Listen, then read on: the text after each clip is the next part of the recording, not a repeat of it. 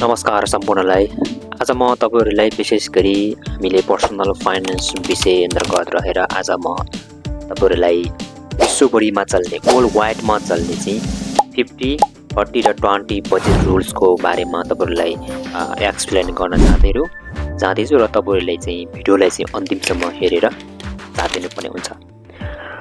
र यो विषय अन्तर्गत रहेर आज म विशेष गरी यो विषयमा चाहिँ हामी तीनटा टपिक्समा हामी छलफल गर्नेछौँ। पहिलो कुरा हामी 50, 30 र 20 रुल्स भने के हो भनेर हामी त्यो साधारण कुरा हामी पहिला बुझ्नेछौँ।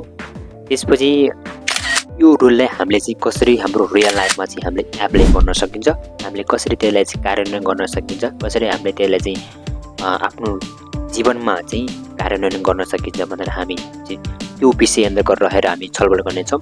र लास्टमा हामीले यो रुल्स अथवा यो नियम चाहिँ हामीले कार्यान्वयन गरिसकेपछि चाहिँ अथवा कार्यान्वयन गर्दा यसको पालना गर्दा यो नियम चाहिँ हामीले पालना गर्दाखेरि चाहिँ हामीले के कस्तो खालको चाहिँ फाइदा हुन्छ त भनेर चाहिँ त्यो विषयमा हामी छलफल गर्नेछौँ है त।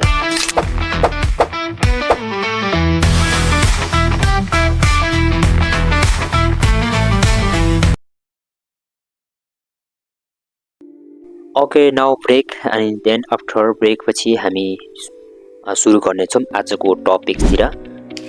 सबैभन्दा पहिला हामी यो बुझ्नु जरुरी छ कि 50, 30 र 20 रुल्स भने के हो भनेर। यो भनेको चाहिँ यो विश्वभरि एक चाहिँ लोकप्रिय र सरल बजेटिङ विधि हो जसले चाहिँ हामी व्यक्तिहरूलाई आफ्नो वित्तीय स्थितिहरू प्रभावकारी ढङ्गले व्यवस्थापन गर्नलाई चाहिँ एकदमै राहत अथवा मद्दत गर्दछ।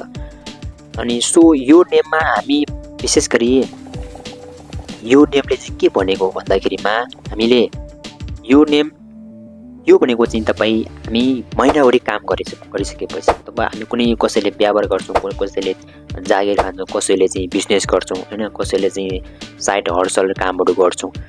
त्यो काम गर्दाखेरि चाहिँ महिनाभरि काम गरेर महिनाको इन्डमा आएको पैसा आफ्टर ट्याक्स है, आफ्टर ट्याक्स पछि इन्कमलाई हामी के भन्छौँ त, त्यसलाई नै चाहिँ 50, 40 र 20 रुल्सको बजेट अन्तर्गत हामी त्यो हिसाब गर्छौँ। र त्यो भनेको के हो भन्दाखेरिमा 50 भनेको हामी आवश्यकताकोमा खर्च छुट्याउनु पर्छ भन्छ, 30% भनेको इच्छा र चाहनाहरूमा हामीले छुट्याउनु पर्छ भन्छ, र 20% भनेको चाहिँ हामीले बजेट गर्नुपर्छ भन्छ।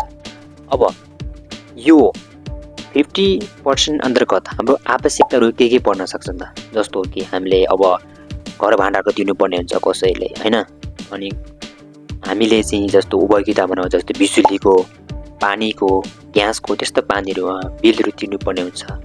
त्यस्तै गरेर यताउता हामीले जाँदाखेरिमा साथसाथमा यातायात पैसा हुन सक्छ, कसैले कार किस्तामा किन्यो भने कार किस्ताको पैसा तिर्नुपर्ने हुन्छ, इन्धनको पैसा हुन्छ।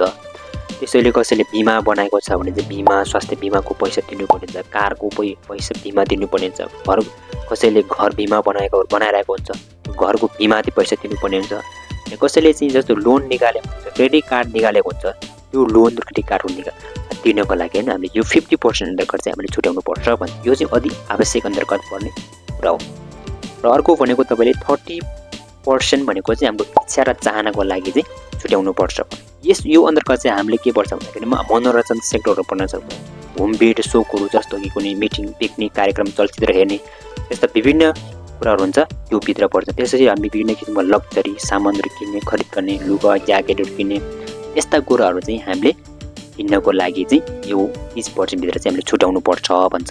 र त्यसपछि चाहिँ हामीले अब लास्टमा आयो हामी 20% भन्ने। 20% चाहिँ हामीले के गर्नुपर्छ भन्दाखेरिमा पैसा चाहिँ बचत गर्नुपर्छ भन्छ। 20% चाहिँ टोटल इन्कमको 20% चाहिँ के गर्नुपर्छ हामीले चाहिँ सेभिङ गर्नुपर्छ, बचत गर्नुपर्छ भनेर चाहिँ यो नियमले भन्छ।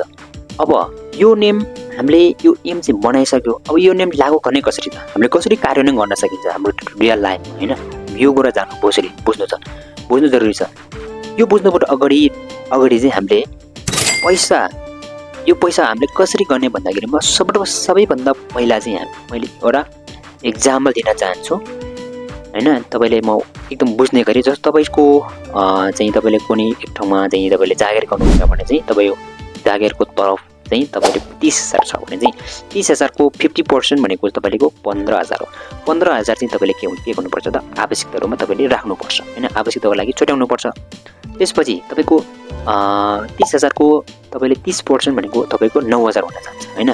9,000 भनेको तपाईँको आफ्नो इच्छा चाहना कतै घुमफिर गर्ने त्यसको लागि महिनाभरि त्यसको लागि तपाईँले चाहिँ त्यता राख्नुपर्छ, त्यता छुट्याउनुपर्छ हुन्छ। र अर्को कुरा भनेको तपाईँले चाहिँ 20% भनेको के हो भन्दाखेरिमा तपाईँले 30,000 को 20% भनेको 6,000 हुन जान्छ र 6,000 चाहिँ प्रत्येक महिनाको चाहिँ 6,000 चाहिँ तपाईँले चाहिँ सेभिङ गर्नुपर्छ भनेर चाहिँ यसरी हामीले गर्न सकिन्छ। र तपाईँले यो नियमलाई कार्यान्वयन गर्नको लागि तपाईँले विभिन्न एप्स पनि बनाउन सकिन्छ, विभिन्न बजेटिङ उपकरणहरू पनि बनाउन सकिन्छ, जस्तो कि मिन हैन, वाइट न्याम यस्ता एपहरू पनि पाउँछ। र तपाईँले यो एपहरूले चलाउनले गाह्रो हुन्छ भने चाहिँ तपाईँले चाहिँ आफ्नो घरमै हैन नोटबुक बनाएर पनि आफैले चलाउन पनि सक्नुहुन्छ। र यसको लागि तपाईँले चलाउँदाखेरि एकदमै बेस्ट हुन्छ हैन। तपाईँले किनकि यो नियमलाई चलाउँदाखेरि तपाईँले केही न केही हदमा तपाईँले चाहिँ आर्थिक अवस्था तपाईँले चाहिँ केही न केही परिवर्तन पक्कै पनि आउँछ। र यो नियम अब लास्टमा आउँछ, यो नियमका प्रयोग गर्दाखेरि हामीलाई के फाइदा हुन्छ, हामीलाई कस्तो खालको चाहिँ के फाइदा आउन सक्छ भन्दाखेरिमा सबैभन्दा पहिलो कुरा चाहिँ यो नियम बुझ्न र लागू गर्न एकदमै सजिलो छ हैन। यो नियम चाहिँ जस्तो सुकै मान्छेले पनि कार्यान्वयन गर्न सकिन्छ, किनभने यो पर्सेन्टेजको हिसाबमा छ। तपाईँले महिनाभरि जति कमाए पनि यही पर्सेन्टेजको आधारमा तपाईँले कार्यान्वयन गर्ने हुन्छ। तपाईँले लाख कमाए पनि, करोडौँ कमाए पनि, त्यसपछि तपाईँको 10,000 कमाए पनि, 30,000 कमाए पनि, 20,000 कमाए पनि यो नियमले तपाईँले चाहिँ पर्सेन्टेजको आधारमा तपाईँले चाहिँ कार्यान्वयन गर्न सजिलो छ। हामीले यो नियमलाई चाहिँ कार्यान्वयन गर्यो भने चाहिँ हाम्रो जीवनमा अहिले तत्कालै चाहिँ परिवर्तन नहोला, तर पछि 5 वर्षपछि 10 वर्षपछि चाहिँ हाम्रो रियल लाइफमा पक्कै पनि केही न केही परिवर्तन गर्न सकिन्छ। र आजको लागि चाहिँ म यति नै गर्न चाहन्छु। हस् त, thank you so much, by by.